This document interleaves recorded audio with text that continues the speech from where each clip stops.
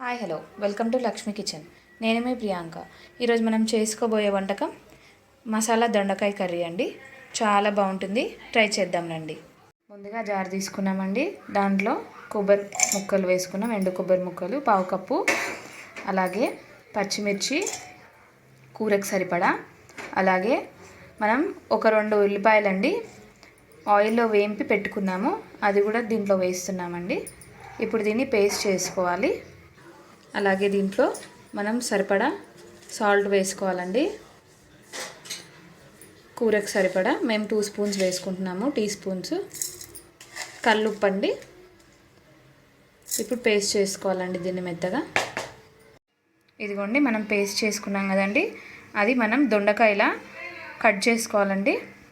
Cut చేసుకొని 4 ముక్కలు మొత్తం పూర్తిగా కాకుండా మసాలాకు పెట్టినట్టు పెట్టుకోవాలండి. దాంట్లో మనం ఇందాక పేస్ట్ చేసుకున్నది గ్రేవీ దాంట్లో స్టఫ్ చేసుకోవాలి. అలా మొత్తం మనం దొండకాయలన్నీ స్టఫ్ చేసుకుందామండి.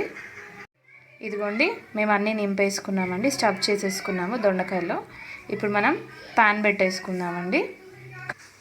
మేము ప్యాన్ పెట్టుకున్నామండి, అలాగా ఆయిల్ వేసాము.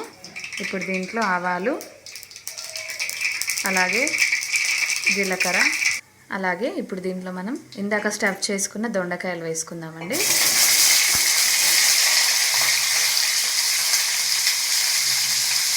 దీన్ని ఒకసారి కలుపుకున్నాము.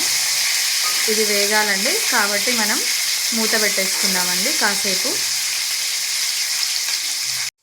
ఇదిగోండి దొండకాయలు బాగా వేగిపోయాయండి. ఇప్పుడు దీంట్లో మనం ఇందాక పేస్ట్ చేసుకున్నాం కదండి, కాస్త మిగిలింది, అది కూడా వేసేసుకుంటున్నామండి. వేసుకొని కలిపేసుకుందాము.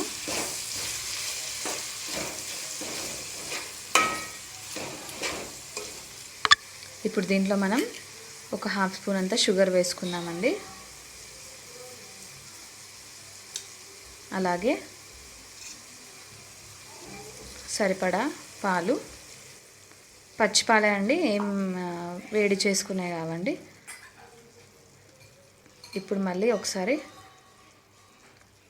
కొన్ని వాటర్ పోసి కలిపేసుకుందామండి, ఎందుకంటే గ్రేవీ ఉడకాలి కదండి. కలిపి మళ్ళీ మూత పెట్టుకుందాము. ఇదిగోండి రెడీ అయిపోయిందండి దొండకాయ మసాలా కర్రీ. చాలా బాగుంటుందండి. ఇప్పుడు మనం మసాలా కర్రీ అంటే పల్లీలు, నెక్స్ట్ ఇంకా నువ్వులు అలాంటివి వేస్తాం కదండి. అలా కాకుండా ఓన్లీ కొబ్బరి, ఆనియన్స్ వేసుకొని చేసుకోవచ్చండి. ఈజీగా ఉంటుంది, మన ఇంట్లో ఉండే ఇంగ్రీడియంట్సే కాబట్టి చాలా బాగుంటుందండి. త్వరగా కూడా అయిపోతుంది. ట్రై చేయండి. నచ్చితే లైక్ చేయండి, షేర్ చేయండి, సబ్స్క్రైబ్ చేయండి.